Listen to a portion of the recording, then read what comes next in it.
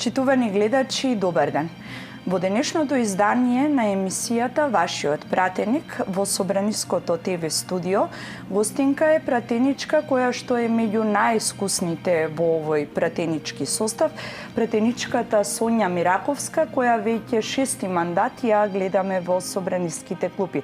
Пратенички, добре дојдовте во нашето студио. Добре најдов и благодарам за поканата да учествувам во вашата емисија. По професија сте правник, дипломиран правник. Да, рековме дека од 2008 6-ти мандат терате како пратеник во Собраниското. Така, 2008 ми беше првиот мандат, кога влегов во собрание.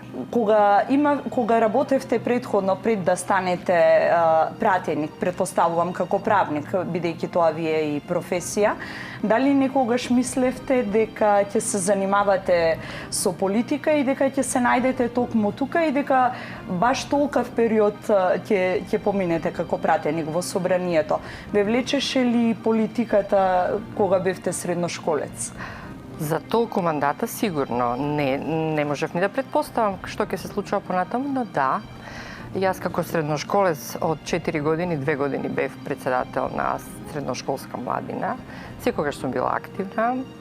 Во едно време бев и младински функционер, во тој период дел оние кои сакаат да се занимаваат со политика пред распајањето на бившата држава поминавме во делот што ќе се занимава со политика, тоа беше Младинска партија, па ако се сеќавате Реформски сили, Либерална партија, да учествува во политиката одамна, уште како многу помлада, така да некаков правец имав дека ќе бидам во политиката. Во еден период престанав, со една причина, ваш колега отворив приватна телевизија и сметав тогаш дека не можете да имате телевизија и да се ангажирате политички. И мислам и денеска дека тоа треба да биде така, нешто со што во минатото видовме дека многу користеа моќта на телевизијата. Во еден период повторно се вратив, не бев сигурна дали тоа ќе се случи. Оној момент кога се формираше на СДП, јас бев слободна, не учествувавајќи во ниедна политичка партија, 10 години бев надвор од политиката, тогаш влегов во СДП. И така почна приказната. Од вашата биографија која што ја имаме на Собраниската веб страница, гледаме дека сте родена во Берово. Претпоставувам дека детството и првите години од образованието сте ги поминале таму. Колку тие времиња влијаја да се изградите како личност и да ги стекнете овие особини и желби и интереси што ги спомнавме предходно? Па да ви кажам, за мене тоа многу важно, како и за секој се разбира. Јас гордо кажувам дека потекнувам од Берово. Тоа беше и време, и генерации кои здраво растеа. За нас немаше комплекси, секој тргнуваше кон некоја цел да ја оствари, така цела една генерација и функционира и сите се многу успешни. Јас навистина се радувам што потекнувам од тамо и што имав можност и да се воспитувам тамо, да ме учат за мене најдобрите наставници, професори. Имавме една наставничка по македонски во основната школа, една господја Нада, преубав наставник, која уште тогаш не учеше на говорни вежби. 6, 7, 8 оделение. Во гимназијата, во една театарска представа, како група добивме награда за најдобар сценски говор, а јас за најдобра женска улога на републичките смотри во Кочани. Значи, многу се работеше со нас. И мене ми представува задоволство што секогаш можам да се навратам и да зборувам за едно убаво, здраво време во кое сме растеле и во кое сме се обликувале како луѓе, и јас и целата моја генерација. Ги спомнавме почетоците, ги спомнавме вашите интереси и хобија од детството и средношколските денови. Што според вас најмногу влијаеше да се изградите во она што сте денес? Па може би тој е ангажман уште од средна школа. Некако сакав да се грижам за другите. И сите тоа го ставаа на мене. Ако дел од другарите се дружеа во помали групи, јас никогаш не бев дел, секогаш сакав да бидам за сите. Ако се прави весник, јас да бидам уредник. Ако се треба да се одбрани некого, јас тоа го правев во името на сите. Некако така, може би така ме воспитуваа моите родители, тоа така го доживував дека треба да работам за другите уште од многу мала. Така. Колку она што го стекнавте како знаење и како искуство во вашата претходна професија и пред активно да се вклучите во политичкиот живот, ви помогна во работата во законодавниот дом? Па многу, значи телевизијата и претходно се она што го работев и сите мои хобија помогна многу за да можам слободно да се изразам. Тоа е исто така многу важно, но не мора секогаш да значи. Не размислував кога влегов во НСДП дека јас ќе бидам пратеник.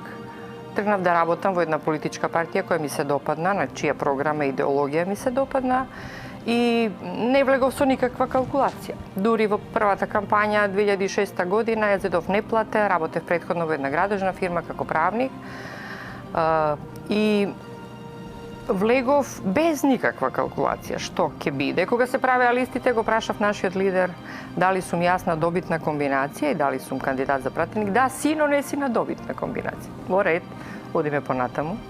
2006 година станав директор на Бирото за метрологија. Имав таа чест да водам таква една значајна институција година и пол до 2008 и тоа е за мене исто така едно преубаво искуство кое многу го сакам, често се навраќам за се што се случуваше во тој период и на вистина тоа исто така двонасочно и од она што јас го добив од институцијата, тоа што институцијата исто така поденешно ливно кажување го добила од мене, беше една огромно задоволство.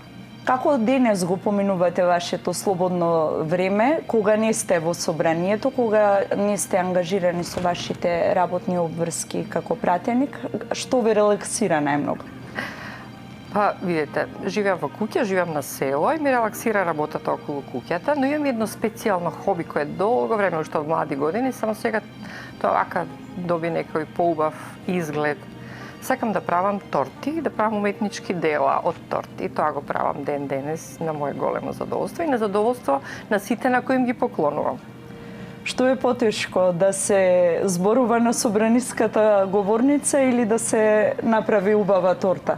Да се зборува на собраниската говорница е секогаш одговорно, поготоа ако подолго време сте во парламентот. Оној момент кога ќе излезете на говорница, од вас се очекува кога ќе кажете нешто, тоа да не биде само кажано.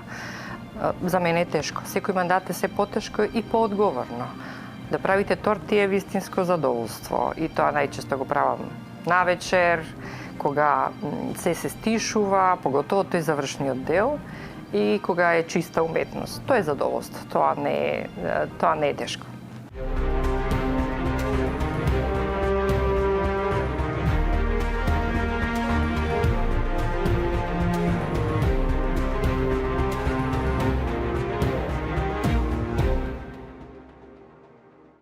Членувате во неколку собраниски комисии, зашто најмногу дебатирате и зашто најмногу се залагате во дискусиите како член на тие работни тела? Во овој мандат сум повторно член на Комисијата за политички систем, а во претходниот бев председател на Комисијата за политички систем. Она што исто така за мене е многу важно е тоа што сум во Мешовитиот парламентарен комитет, во претходните два мандата бев председавач на Мешовитиот парламентарен, сега сум заменик председавач.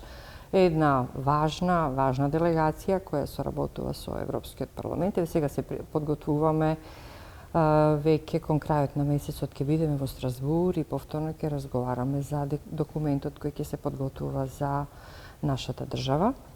Најчесто сум и највеќе активна во Комисијата за политички систем и таму најчесто учествувам. Иначе сум заменик во едно 5-6 комисии, но највеќе она што е дел од политичкиот систем и тоа што е и како правник по вокација и како поранешен председател на Комисијата за политички систем, највеќе говорам на тие теми, она што влегува во собранието. Мора да ви кажам дека во овој период највеќе имавме усогласување на законските решенија, многу малку реформски решенија, ги очекуваме. Сега да стигнат веќе реформски закони на кои посериозно ќе треба да разговараме. Да имаме надзорни расправи за она што и до сега е донесено, да може да се исконтролира дали функционира. Така да тоа е пред се мојот интерес и се разбира како политичар и како подпредседател на политичка партија на сите оние актуелни теми за кои сметам дека треба да го кажам мојот збор.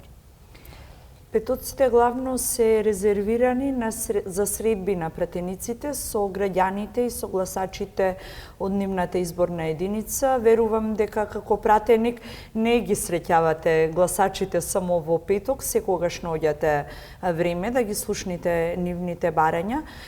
За какви теми најчесто дебатирате и за кои прашања најмногу се интересираат гласачите од вашата изборна единица? Јас во последниот мандат, затоа што како дел од коалицијата овој мандат и потпредседател на политичка партија бев во 4-та изборна единица.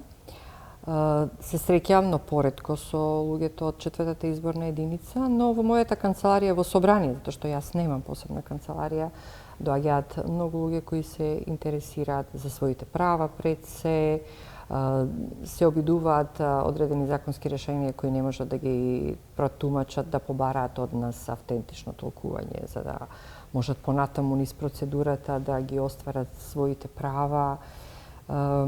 Така да секогаш сум достапна за оние граѓани кои сакаат со мене да поразговараат, да се советуваат или да им помогнам на некој начин околу решавањето на нивните животни проблеми, колку е тоа во моја можност како еден пратеник.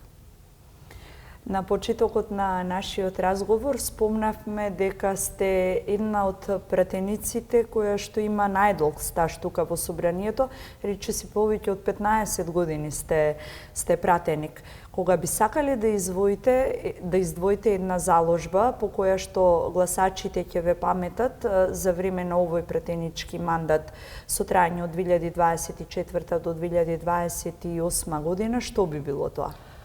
Знаете, јас во минатиот мандат почнав еден проект кој можам да го наречам животен проект, нешто во што сте вложив и во што продолжувам и сега. Значи, во минатиот мандат направивме надзорна расправа за да изанализираме еден закон кој се однесува на евидентирање во матична книга на евиденција. Имаме луѓе кои самите се нарекуваат имавме фантоми и сакавме да видиме дали законот за невидентираните е во функција. Свативме дека не е во функција, дека треба да направиме промени.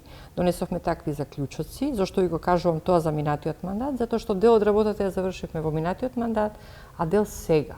Во оваа комисија за политички систем во овој мандат донесовме одлука да формираме повторно работна група која и понатаму ќе продолжи да го контролира процесот. Тој процес е веќе при крај и јас тоа навистина го доживувам како животен проект. Сакам до крај да дојдеме. Во моментот имаме околу 60 на луѓе од 700 кои немаат, не се во матичните книги на евиденција, тоа да го завршиме, но имаме околу 140-150 луѓе кои се без државјани.